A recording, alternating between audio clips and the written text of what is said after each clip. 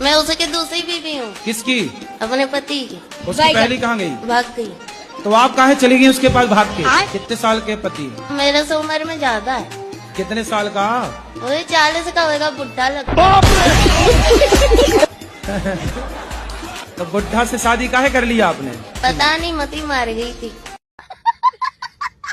तो जब आपका ब्याह हुआ था तब आपकी माँ ने नहीं देखा था आपके होने वाले उसने पति? तो मेरे को बहुत पीटा। माँ ने? हाँ। क्यों? तो शादी मत कर। तो फिर आपने काहे किया जब मना कर रही थी? पता नहीं, मती मार गई थी। तो आप 14 साल की उम्र में जिद करने लग गई कि मुझे करना है शादी। हाँ।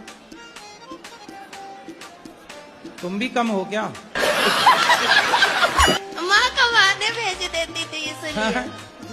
अच्छा, माँ कमाने भेज देती थी 14 साल में, तो आपको लगा कि शादी हो जाएगी तो काम नहीं करना पड़ेगा। रानी बनी।